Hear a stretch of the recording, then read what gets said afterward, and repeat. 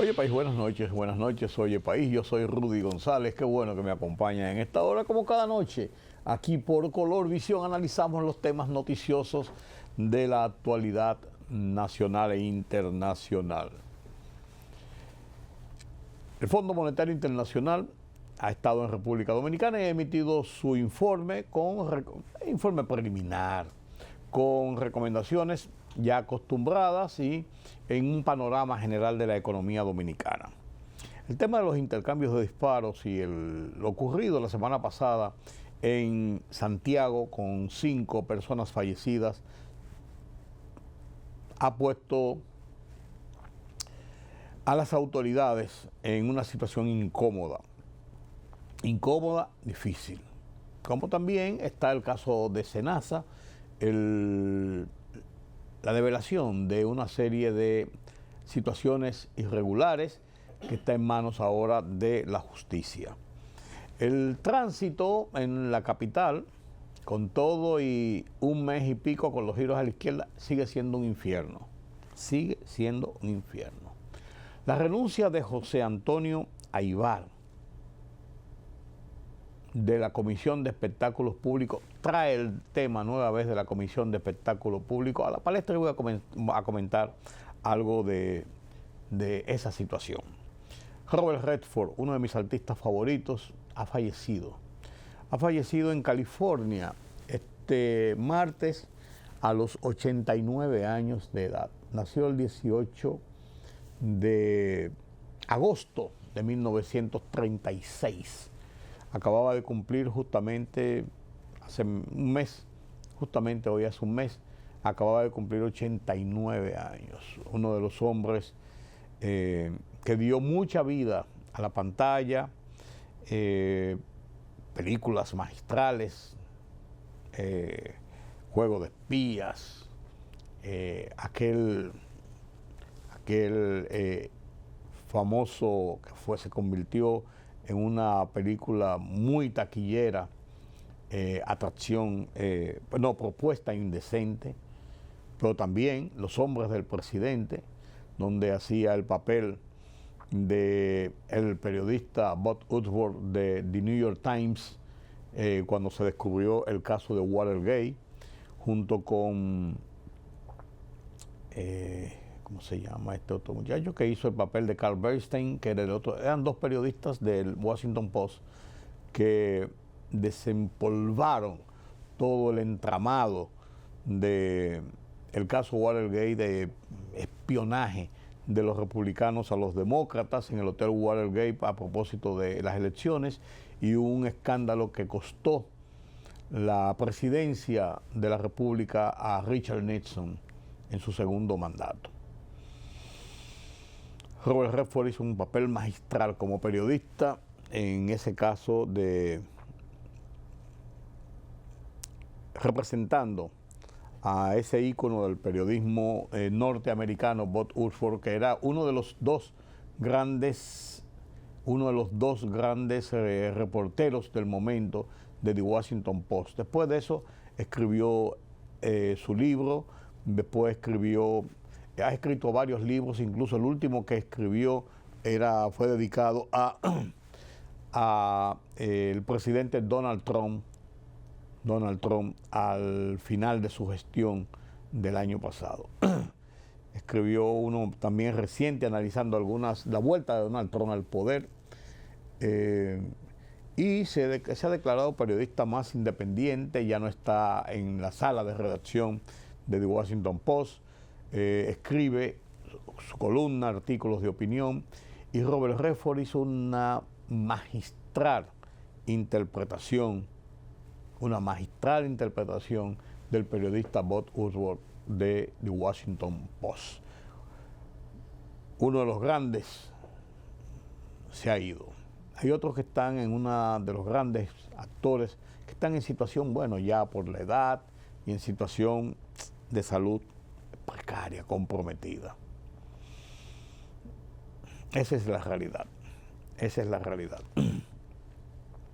presidente Luis Abinader ha dicho esta semana en su comparecencia en la semanal en el Palacio Nacional todos los lunes, que la próxima semana va de viaje a Nueva York a participar en la Asamblea General de Naciones Unidas y que vuelve con su tema principal, que es las alertas a la comunidad internacional con una exigencia de que se involucren en la solución de los problemas de Haití. Desde 2021, la primera vez que compareció en vivo, cuando se reanudaron las sesiones de la Asamblea General de Naciones Unidas después de la pandemia, en el 2021, cuando se presentó ante Naciones Unidas, el presidente Luis Abinader dio la primera clarinada pública en ese foro sobre el tema de la crisis en Haití y los efectos que esta provocaba a República Dominicana.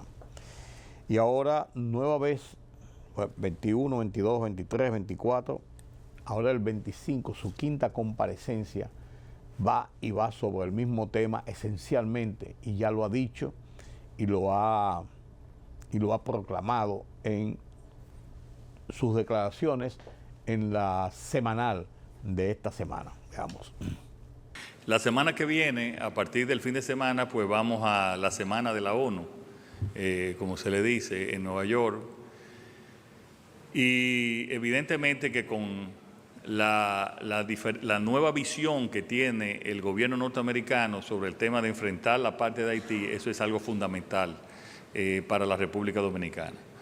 Por lo tanto, nosotros vamos a hacer reuniones bilaterales, incluso tenemos una reunión prevista, solicitada por ellos, por el secretario de Estado Marco Rubio, que no tenemos el tema, pero sí le trataremos también el tema ya de haitiano, de la situación de Haití, y básicamente ese es un tema fundamental de nuestra política exterior y que nosotros no podemos estar ausentes de esas discusiones allá en Nueva York durante la reunión de las Naciones Unidas. Y ahí mismo anunció el presidente que se va a reunir allá en Nueva York en el marco de la Asamblea, porque cuando se produce la Asamblea General, generalmente los presidentes aprovechan, tienen desde ya concertadas reuniones bilaterales o de grupos pequeños, de bloques con otros presidentes, con otros gobernantes para tratar asuntos de interés mutuo y otras veces vis a vis, uno a uno, y entre esas reuniones ya el presidente adelantó, ustedes vieron, que se va a reunir con Marcos Rubio, el secretario de Estado, el canciller de los Estados Unidos, y que va a tratar precisamente el tema de Haití.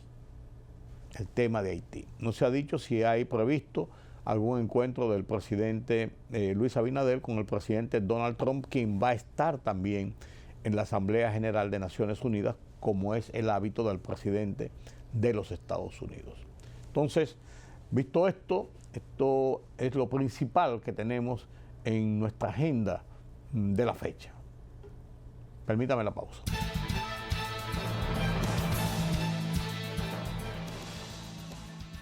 El Fondo Monetario Internacional destacó las fortalezas de la economía dominicana, como la estabilidad macroeconómica, la resiliencia del sistema bancario, el control de la inflación y el dinamismo de la inversión extranjera directa. No obstante, advirtió que es necesario avanzar en un consenso entre el sector público y privado para la aplicación de una reforma tributaria que permite incrementar los ingresos tributarios al Estado dominicano. El desarrollo de una estrategia de ingresos a mediano plazo en consulta con los sectores privado y social podría contribuir a generar consenso para una reforma tributaria que logre los objetivos de inversión y desarrollo, subraya el documento emitido por el organismo internacional. El presidente Luis Abinader y el secretario de Estado estadounidense Marco Rubio se reunirán la próxima semana en Nueva York en el marco de la Asamblea General de las Naciones Unidas para hacer un seguimiento de la crisis en Haití. El gobernante dijo en la semanal con la prensa que hablará con Rubio sobre la nueva visión que tiene la administración de Donald Trump sobre la manera de enfrentar la situación de inseguridad en Haití.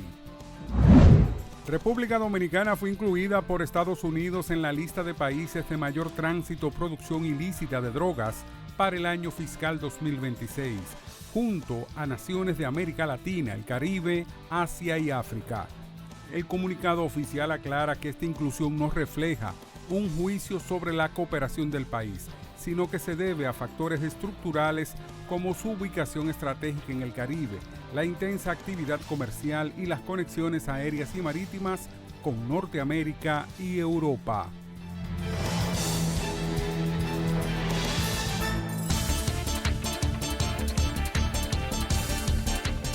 El ejército de Israel ha lanzado una ofensiva a gran escala para intentar capturar la ciudad de Gaza, situada en el norte de la franja, tras semanas de intensos bombardeos y órdenes de evacuación para expulsar a la población de la zona en medio de las operaciones militares desatadas en el enclave tras los ataques del 7 de octubre de 2023.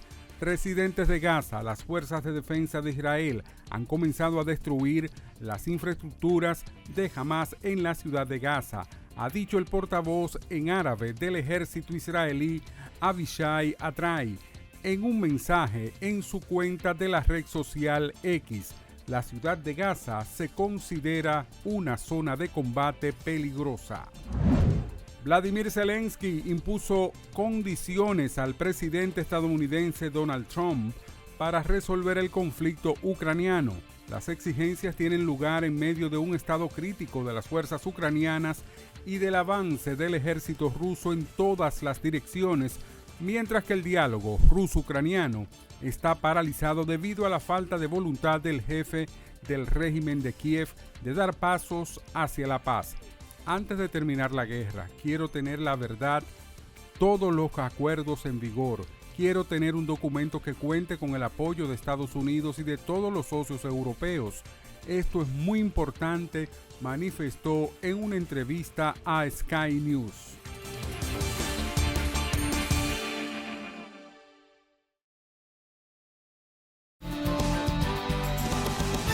La misión del Fondo Monetario Internacional que estuvo en República Dominicana durante 2 semanas y que concluyó el viernes de la semana pasada, en sus planteamientos iniciales tiene algunos puntos importantes. Primero, establece los niveles de la economía dominicana a lo largo del 2025. Una inflación que anda rondando los 4, un incremento de la economía, un aumento de la economía o un nivel de la economía de crecimiento de 3 puntos y niveles de problemas o de situaciones que hay que resolver. Tema eléctrico, que ha sido recurrente en los informes del Fondo Monetario Internacional. Y vuelve y habla de que eso hay que resolverlo, porque es una situación altamente conflictiva. Primero, el gran subsidio que se traga el sistema. Segundo, la inconformidad que provoca en la gente, los apagones. Tercero, eso frena en cierto modo el desarrollo de una economía porque distorsiona la realidad. Empresas que tienen que tener una planta, que tienen que comprar combustible, los niveles de apagones limitan en algunos puntos, en algunos modelos, el sistema de producción, resta incluso confianza y aumenta costos. Además de que en la parte, vuelvo y digo, social, es un clavito en el zapato. Clavito en el zapato, los apagones. Pero en esas recomendaciones que hace el fondo de que hay que buscarle vías de solución, plantea el retomar el pacto eléctrico, que se había dejado sobre la mesa en el año 2000 y no se firmó, a propósito de que el partido de gobierno hoy, en esa época partido de oposición, el PRM, no quiso firmarlo porque no contemplaba algunas cosas que ellos pretendían, que no estaban claras, que no se firmaban. Sin embargo, después, ya en el gobierno, el mismo pacto, sin haberle hecho ningún cambio, el PRM impulsó su firma y comenzó a implementarse dentro de lo que significaba el pacto eléctrico, el aumento paulatino tarifario para equilibrar lo que es la tarifa de servicio de energía eléctrica que recibe la gente acorde a lo que son los costos de producción. Con una producción de energía en República Dominicana se pierde el 35% al 40% solamente en las líneas de transmisión, vaya usted a ver, donde la ineficacia de la parte administrativa de las cobranzas, de mantener los clientes, de hacer efectivo realmente una comercialización importante, está en entredichos. Entonces no es posible que haya esos grados de correcciones. Sin embargo, el fondo propone que la tarifa sea reajustada. En medio de la crisis de los apagones, la inconformidad de la gente, un aumento de tarifa como que no combina en lo que es la reacción social. Porque usted me dirá, bueno, nosotros los economistas entendemos que 2 y 2 deben dar 4, pero cuando usted lo transfiere a la situación política y social, 2 y 2 necesariamente no dan 4. 2 y 2 te pueden dar 5, 7 o 1. Porque hay que ver cómo encaja esto dentro de lo que es la realidad económica de la sociedad que debe pagar esa energía y la realidad de lo que el sistema demanda en cuanto a las experiencias costo-beneficio. Uno de los temas centrales está en que admite la autoridad eléctrica de la electricidad en República Dominicana los robos de energía, las deficiencias, en grandes empresas, pero también en todos esos barrios marginados donde no se paga luz, donde mucha gente tiene un aire acondicionado que ha conseguido en la casa donde trabaja, de un relevo por ahí, tienen neveras, tienen equipos, aunque son marginados y son pobres, tienen muchos electrodomésticos, tienen un alto consumo, no pagan energía eléctrica, tienen conexiones ilegales que además de eso derrochan mucha energía que no llega ni siquiera para usarse, pero a esa gente, por una razón popular, por una razón social, la autoridad no va y corta, ni evita, ni sanciona esas conexiones ilegales. Y eso es un alto consumo que se descarga entonces a los que pagamos la luz en nuestras casas con tarifas estables, pero con facturas abultadas. No me cabe duda. A mí no me cabe duda. Yo sé lo que tengo en mi casa de equipos de consumo eléctrico que no varían. Sé las restricciones en mi casa, por ejemplo. Las restricciones en mi casa, por ejemplo, para encender un aire, o para prender luces, o para prender un equipo en diferentes horas. Y eso me mantiene una idea de la estabilidad en cuanto a lo que es el uso que yo hago del servicio de energía en mi casa. Sin embargo, con todo y eso, en los últimos meses, en el último año, los últimos años, la tarifa va y sube, medalaganariamente. Y te meten un 10, un 15% más en cada mes, y va aumentando, y va aumentando, y va aumentando, y no baja. Yo lo he reportado en varias ocasiones, no hacen nada. Eso es bulto y tú tienes que perder muchísimo tiempo, no hacen nada. Y ellos saben que están sobrefacturando. La tarifa usted la ve igualita, tanto por tanto, tanto por tanto. Entonces hay personas que son voceros de las sedes y de las distribuidoras y del sistema, que tienen unas explicaciones que usted las oye y usted dice, bueno, de por qué sube la tarifa, de por qué sube la facturación, de por qué hay apagones. El Listín Diario este martes publica una historia muy amplia de cómo está abarrotada la Superintendencia de Electricidad de gente demandando que le están cobrando dinero de más, que no consume. Usted tiene que pasarse 1, 2, 3, 4, 5, 6, 7, 8, cualquier cantidad de tiempo que usted suponga, después que usted hace un reclamo, sigue viniendo la factura más alta y más alta y más alta. Además, tiene que pagarla porque si no la paga, aunque usted la tenga en reclamo, le cortan el servicio porque son efectivos. A usted la fecha dice ahí, 5 de septiembre, y entonces 5 de septiembre, y el 6, si usted no ha pagado, le cortan el servicio de energía.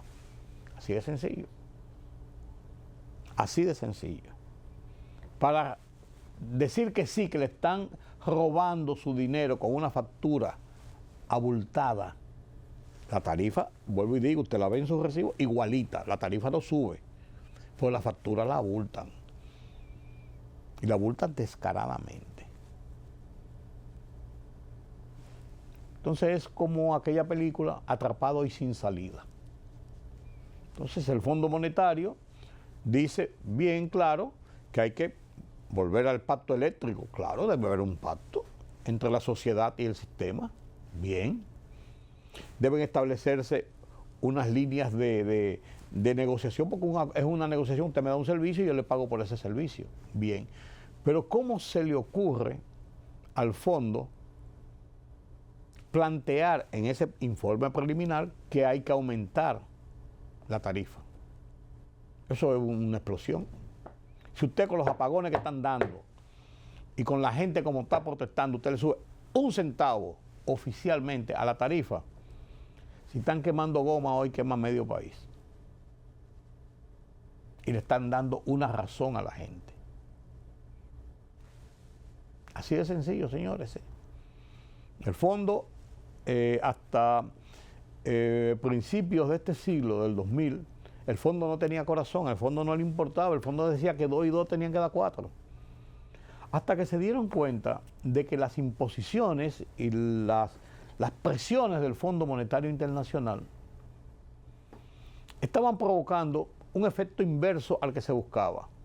Usted tiene un país que tiene una crisis en la economía y usted le pone restricciones, más restricciones obligatorias a ese país por los acuerdos que tiene.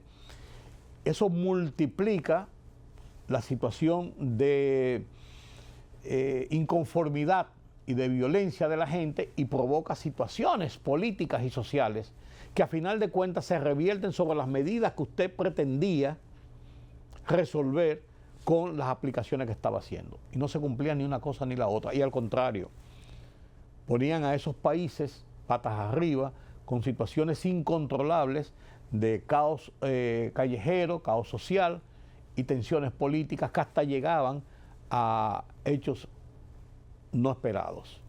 El fondo entendió eso a principios de siglo y comenzó a tener corazón, vamos a ponerlo así, y a darse cuenta de que las medidas sugeridas debían ir acorde a las situaciones reales, sociales y económicas de los países. Tiene lógica. Pero al parecer, los que estuvieron aquí en esta misión, que es una misión de evaluación rutinaria, en esa partecita, como que se le fue solamente la vena de economistas y de que el 2 y 2 deben dar 4. En el tema eléctrico en República Dominicana, da 5, da 7, da 9 o da 1. Pero 4, 2 y 2 no da. Así es. Y el tema del tránsito, el Intran, las autoridades continúan con el tema de los giros a la izquierda. Ya se implementó nueva vez el de ahora de giro a la izquierda en la John Kennedy con Núñez de Cáceres. Y miren, en principio, en los primeros días del giro a la izquierda en la López de Vega, en la Tiradentes, yo vi algunos mejoramientos en el tráfico, pero después que comenzó de nuevo el año escolar, yo transito una vez y los tapones son exactamente iguales. Y está causando eso irritación. Yo entiendo que el tránsito hay que organizarlo y reorganizarlo. Pero de esto tiene ya 2, 3, 4 meses. Y si esa es la solución que estamos buscando para el problema del tránsito, y la otra es poner multa y llevarse vehículos todos los días para poner multa mal parqueado. Por ejemplo, yo pasé en una cuadra hoy entre Federico Geraldino y la ¿cómo se llama? Y la Lincoln, entre Federico Geraldino y la Lincoln, a donde está el Colegio San George, en la calle Víctor Garrido Puello. Señores, y me puse a contarlo. Ustedes saben, en ese bloque completo, ¿cuántos sitios de estacionamiento hay? 3. Después todo lo demás está marcado con X, con X, con X, con X, y los demás son sitios donde entran vehículos para marquesinas. Y lo que está marcado con X, ¿usted sabe para qué son? Para que cuando vayan a llevar a los niños al colegio o buscar a los niños al colegio, hagan fila y se parqueen ahí. Mientras tanto, si usted va a cualquiera de esos, de las casas que están en ese bloque que es largo, o algunos negocios que hay ahí, usted tiene que buscar dónde parquearlo, porque no puede parquearlo en la Lincoln. La Federico Geraldino también está bloqueado. Usted tiene que parquearlo a 5 cuadras y venir caminando. Entonces, ahí yo lo estoy diciendo eso porque vi a una grúa llevándose un vehículo que tenía la cosa de X. Hay que organizar, pero ¿cuáles son las soluciones? Ninguna. Hay que organizar, sí, fiscalizar 5,000 pesos de multa. ¿Necesita dinero la DGCET? ¿Necesita dinero el Intran? Pero no a costilla de la gente. Señores, lleven suave esto, Lleven suave esto. El giro a la izquierda, además de las burlas y de los memes que provocó, es ineficaz. No es la solución de la crisis de transporte que tenemos en el Gran Santo Domingo. Esa es la realidad. Déjense de estar dándole paños tibios a la gente y resuelvan ese problema que es muy serio y que provoca mucha irritación y mucha pérdida de dinero en consumo de combustible y de tiempo. Esa es la verdad. A la vuelta converso con José Dantes, joven dirigente del Partido de la Liberación Dominicana, abogado. Con él pienso tratar temas de lo que está, cómo es su visión del país y la situación política a lo interno de su partido de cara a las elecciones del 2028 y de las relaciones entre el PLD y la Fuerza del Pueblo, por ejemplo. Después de la pausa.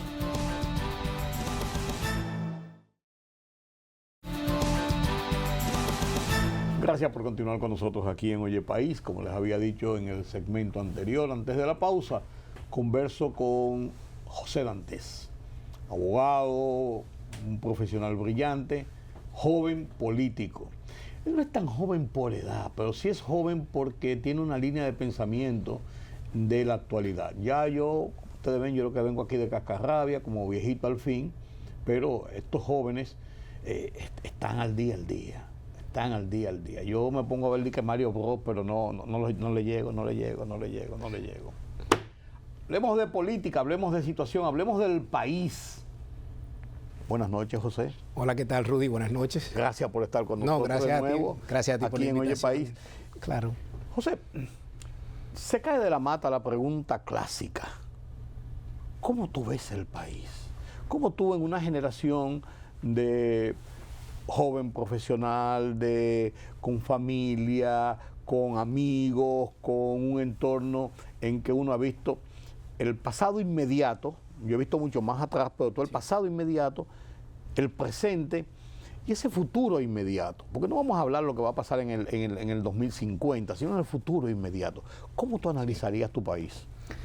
Mira, Rudy, cuando tú hablas realmente con gente de tu propia generación, con gente que acaba de, por ejemplo, casarse, de formar familia, de poner un negocio, de emprender algún tipo de iniciativa económica, pues hay ciertos temores. Y hay ciertos temores porque lamentablemente la situación económica de los últimos 5 años ha sido inestable. Ha sido estable en términos macroeconómicos, pero en términos de lo que representa la economía familiar, la economía personal de cada quien, pues, popular, como la economía popular, pues se ha visto como una montaña rusa. Y una montaña rusa porque cuando tú analizas los precios de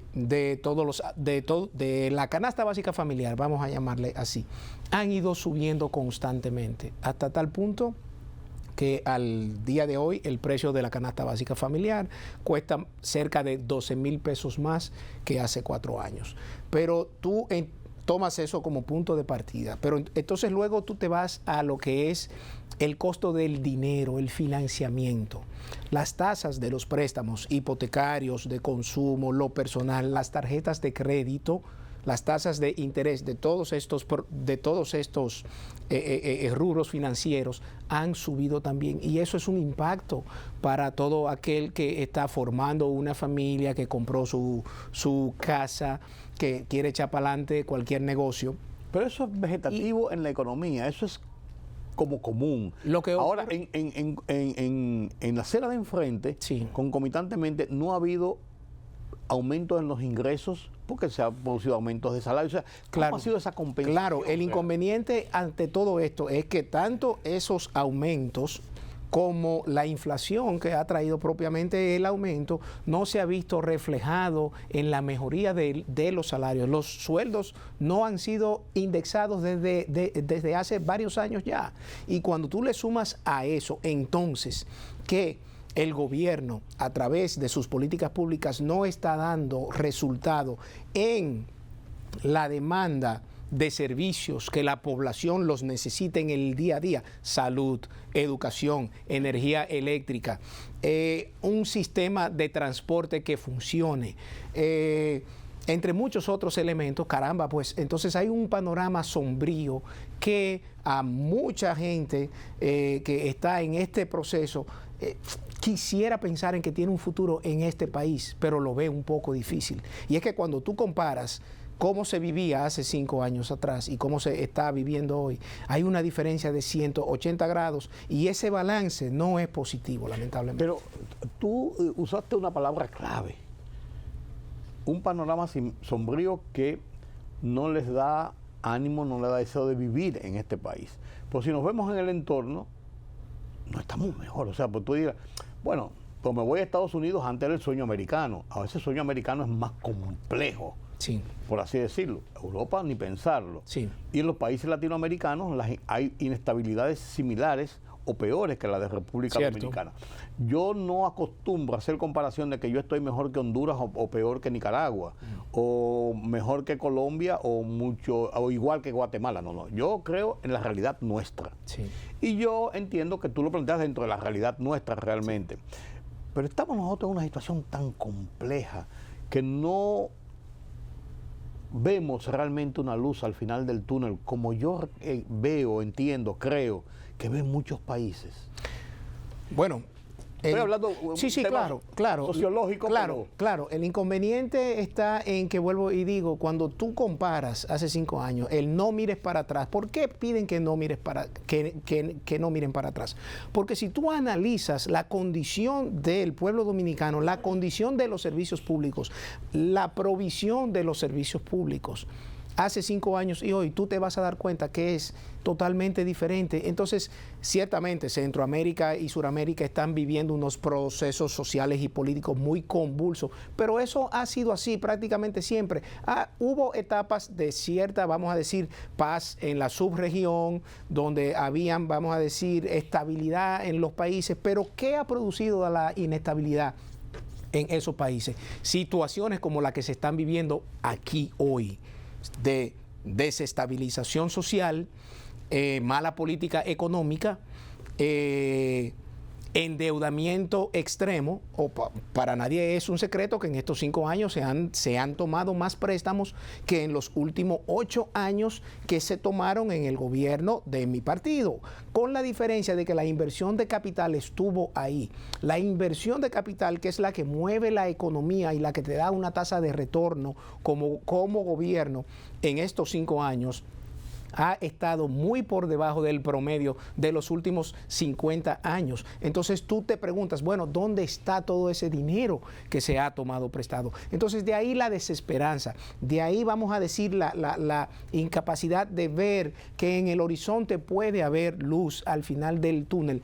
Si esto sigue como va, lo último que hemos visto es que el Seguro Nacional de Salud, la ARS de los pobres, como el mismo presidente la bautizó, pues lamentablemente mira cómo se encuentra. Prácticamente la han quebrado, la han desfalcado. Tiene un déficit que se estima que puede andar por los 20,000 millones de pesos. ¿Cómo es posible esto? Entonces, en un primer momento se quiso presentar como que eso se debió, la necesidad de inyectarle dinero se debió a que se afiliaron más personas, pero la afiliación de más personas no te produce un déficit de esa naturaleza. Desde el 2021, tanto el Colegio Médico Dominicano como la Asociación de Clínicas Privadas han venido dando voces de alerta de lo que ha estado pasando con ese seguro, las malas prácticas que se están dando, los retrasos en los pagos, la tasa de morosidad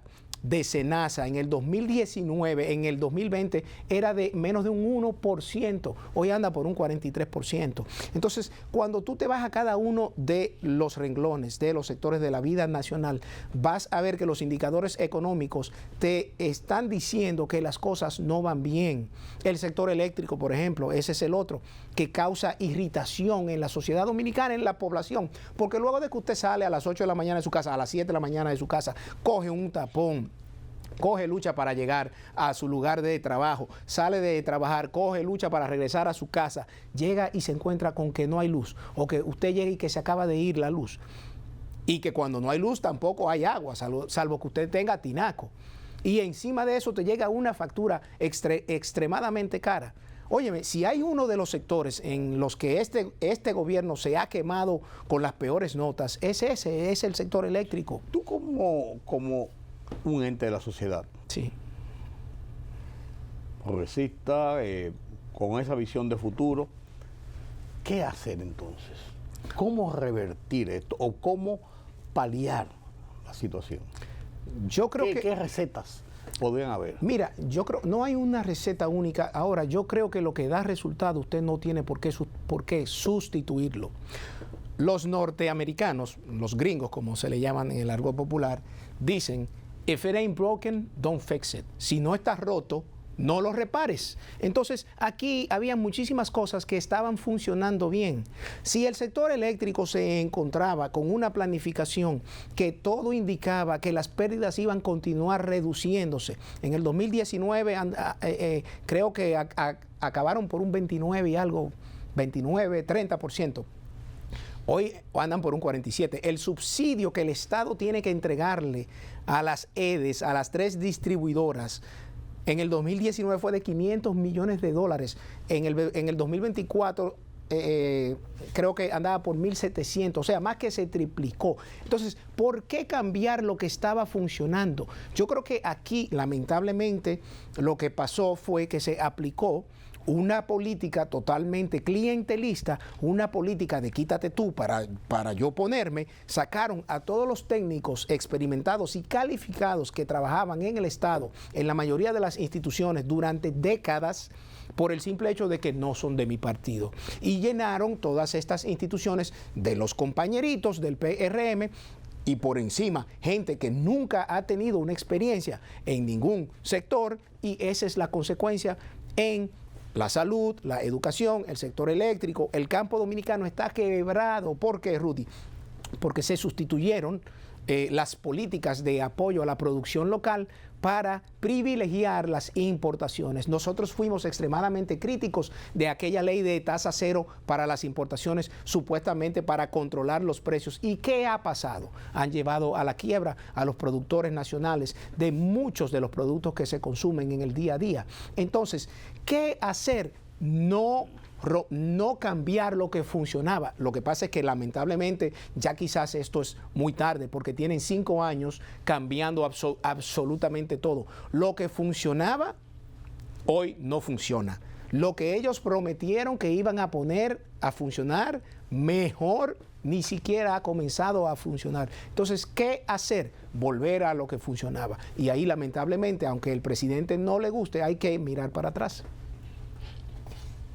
En el partido, vamos a hablar de política.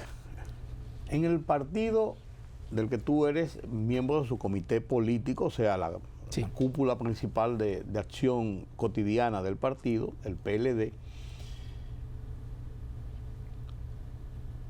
hay planes hacia el 2028, como es lógico en un partido competitivo electoralmente.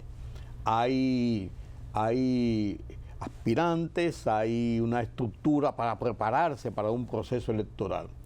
De cara a lo que viene, a lo que tenemos 3 años por delante todavía hasta el final de este periodo de gobierno y del proceso de las elecciones. Sí. 3 años un poquito menos a las elecciones, pero 3 años.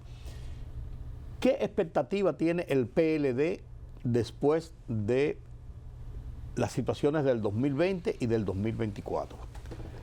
Las situaciones del 20 y del 24 han sido lecciones muy bien aprendidas por parte de nuestro partido. ¿Y se hicieron una autocrítica? Nos hemos hecho autocríticas. Lo que pasa es que hay veces que la sociedad espera que las autocríticas se hagan públicas y no necesariamente. Eso es lo que pasa. Pero de que hemos hecho autocríticas, hemos hecho autocríticas. Nosotros estamos claros que la finalidad es reencauzar este país por senderos de progreso y de desarrollo, y que para poder hacer eso debe ser de la mano de un partido que tenga experiencia de Estado y que haya hecho las cosas bien. Todos los gobiernos tienen luces y tienen sombras. Con esto no pienso decir que las gestiones de mi partido no hubo cosas que se pudieron hacer mucho mejor y no hubo cosas que nunca debieron suceder. En eso estamos claros. Mi partido se encuentra en este momento en un proceso de reestructuración interna, de implementación de una nueva línea electoral y organizativa, donde nos estamos reestructurando en torno a los recintos electorales. ¿Por qué? Porque al final de cuentas las elecciones se ganan en las mesas electorales. Y la intención nuestra no es ganar las elecciones por ganar las elecciones, es ganar las elecciones para transformar vidas, pero transformarlas de una manera positiva. Entonces, nos encontramos inmersos en todo ese proceso y a la par hay aspirantes a la candidatura presidencial de nuestro partido que están recorriendo el país, visitando a nuestros dirigentes y escuchando a la sociedad. Porque algo que yo he dicho muchas veces hacia lo interno y lo he dicho en muchos sitios donde me han preguntado, el candidato o la candidata presidencial de nuestro partido debe ser alguien que no solamente le guste a los PLDistas, sino que debe conectar con la sociedad dominicana. Si el candidato o la candidata que mi partido escoja va a ser alguien que satisfaga mi ego PLDista, estamos perdidos. Estamos perdidos porque las elecciones se ganan con el conjunto de la sociedad, claro, no con los militantes y con los dirigentes. Son importantes, son fundamentales para ese proyecto político, pero no somos suficientes. Entonces tenemos que regresar a la sociedad, tenemos que volver a conversar con la gente, tenemos que hacerles sentir que su dolor es nuestro dolor, que sus problemas son nuestros, que sus vicisitudes que están pasando a raíz de este mal gobierno, también nosotros la estamos pasando. Porque cuando no hay luz para todo el mundo. Claro. Cuando se va el agua en muchísimos sitios. Los tapones los cogemos todos, los precios de los alimentos los estamos pagando todos. Entonces, es que ellos sientan que nosotros hacemos nuestras sus causas sociales, porque los partidos son eso, intérpretes de la sociedad en la que sirven. Entonces, los sueños, los anhelos, las preocupaciones, los problemas, los retos de la sociedad,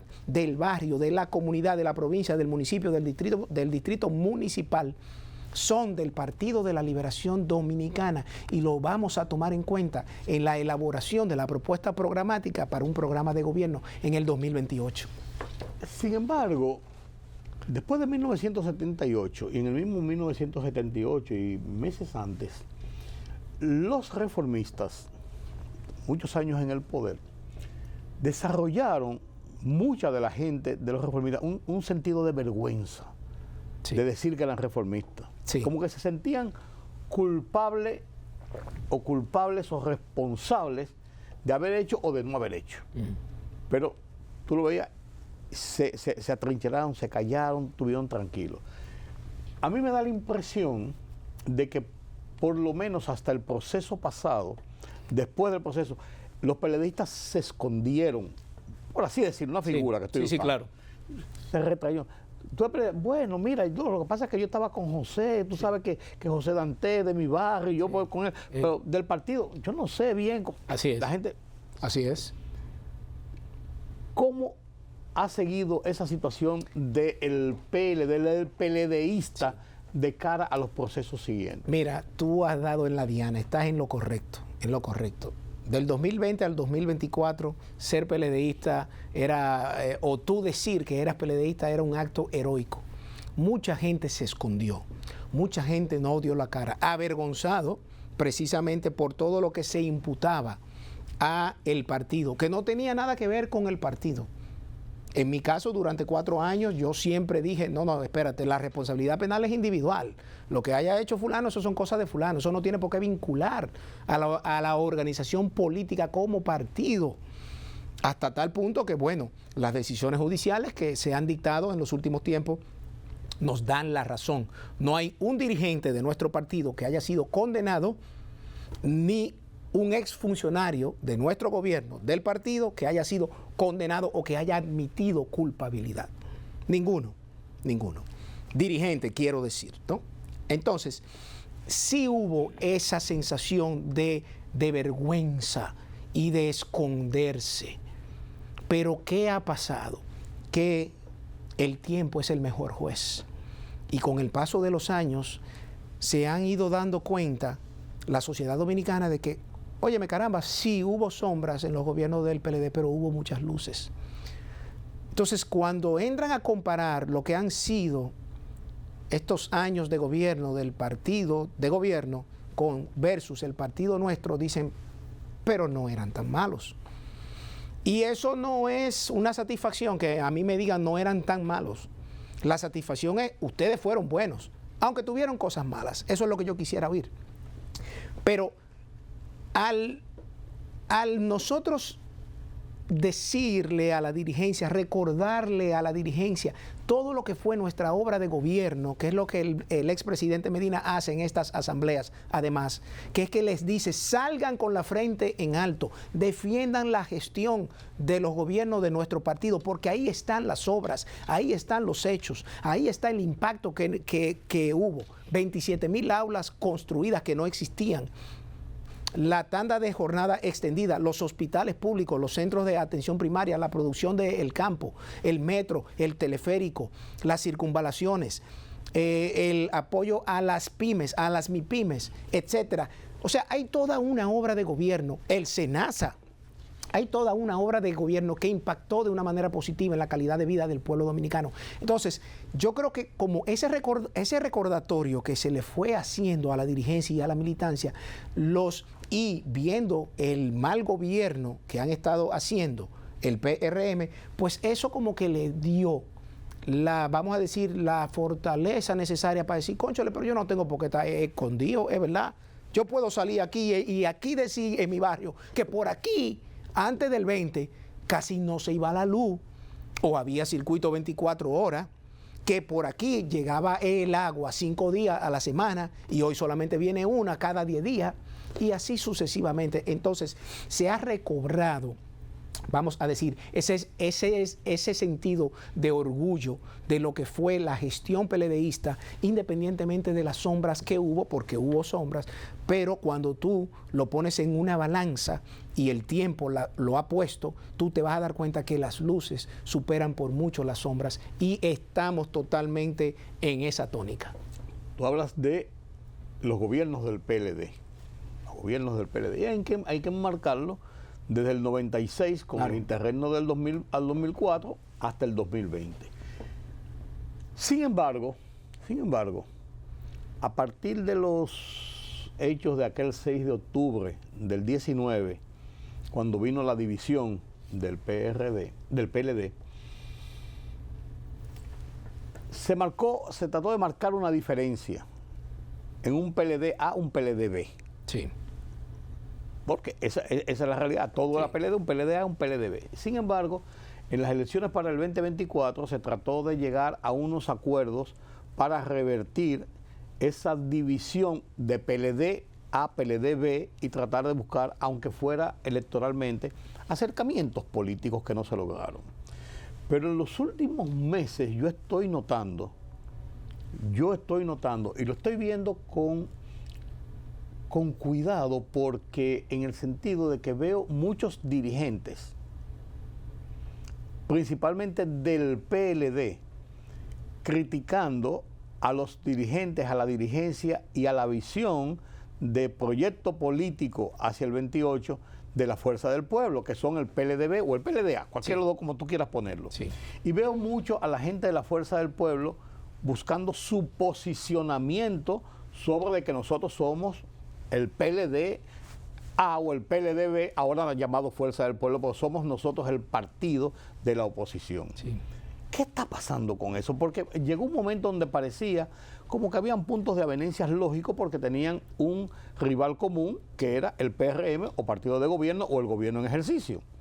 Pero ahora como que se va dividiendo la cosa. ¿Qué está pasando con eso? Yo no sé si estoy en lo cierto. No, tú estás totalmente en lo cierto. Lo que ocurre, estos son procesos naturales que se dan en la lucha por el poder.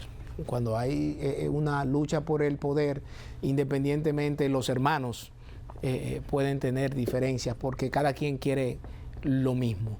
Entonces, yo sí creo incorrecto que nosotros como partidos de oposición nos enfoquemos en atacarnos a nosotros, independientemente de que los dos andamos tras lo mismo.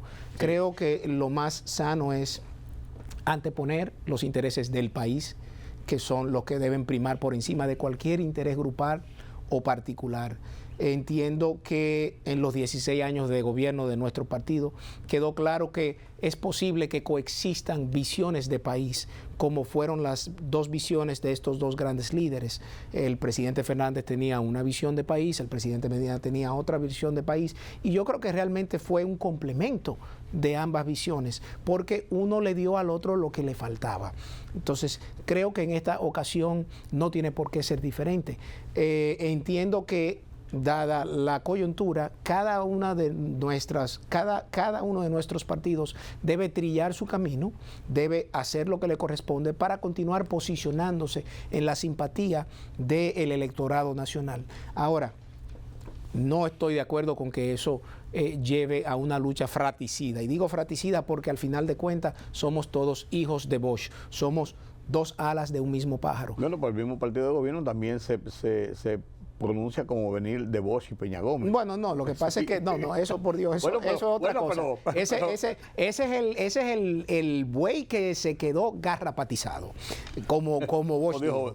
Pero aquí el hecho es que cada uno de nosotros debe continuar trillando su propio camino, y las alianzas electorales que son propias de todo proceso político en nuestro país en los últimos 40 años, pues pueden explorarse en algún momento, no en este momento, en algún momento. Yo lo que abogo es porque nuestro partido se enfoque en lo que estamos haciendo y en continuar haciendo nuestras las causas sociales del pueblo dominicano y reclamando sus derechos como lo estamos haciendo, inclusive todos los lunes con una rueda de prensa antes de la mentira de la semana, de la semanal, perdón. Decían con mucha lógica en el 24 que era imposible enfrentar al partido de gobierno con una oposición en la cúpula, porque nosotros estamos hablando de los dos principales partidos divididos. No se logró un acuerdo, se hizo un esfuerzo, un intento hasta público, pero no se logró un acuerdo.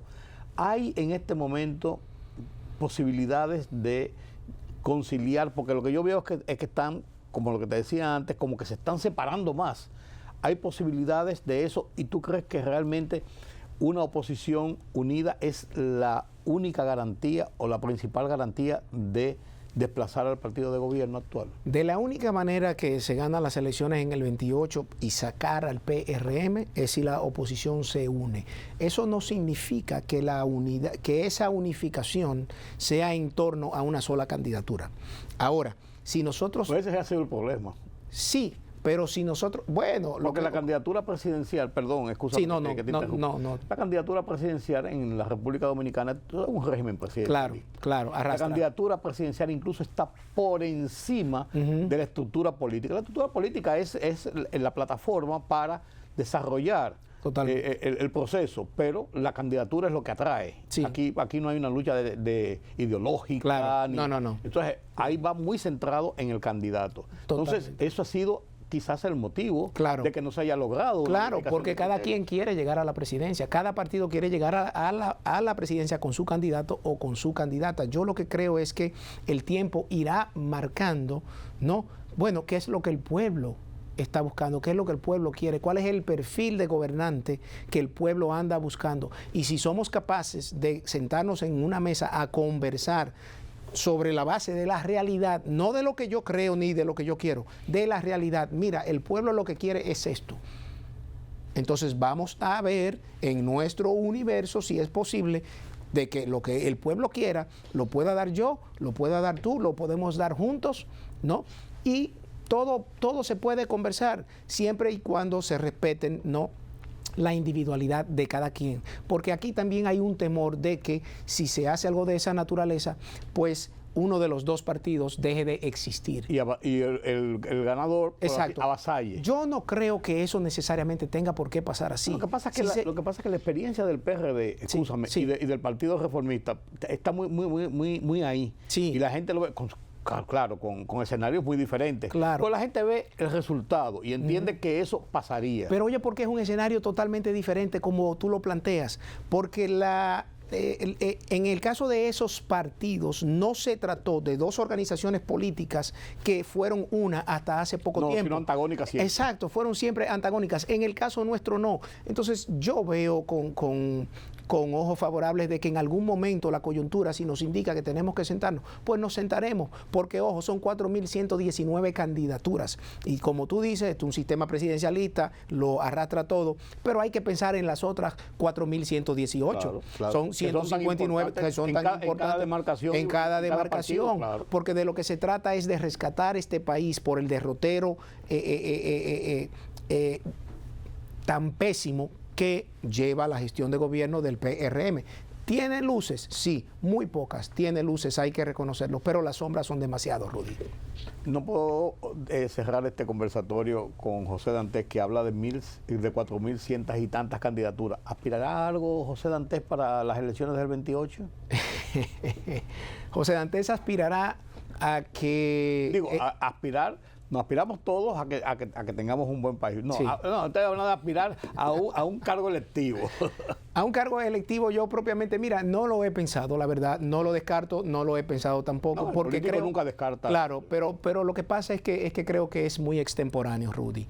Creo que ahora nosotros tenemos que concentrarnos a fortalecer nuestro partido, a reorganizarnos, a reestructurarnos a nivel nacional. Y ya yo vuelvo y te digo, los tiempos te irán marcando, la sociedad te va diciendo qué quiere consumir o qué no quiere consumir. Claro. Y en función de lo que quieran, de lo que deseen, si dentro de ese menú en la carta está alguien con el perfil como José Dantes para tal cosa, pues es algo que se puede sopesar.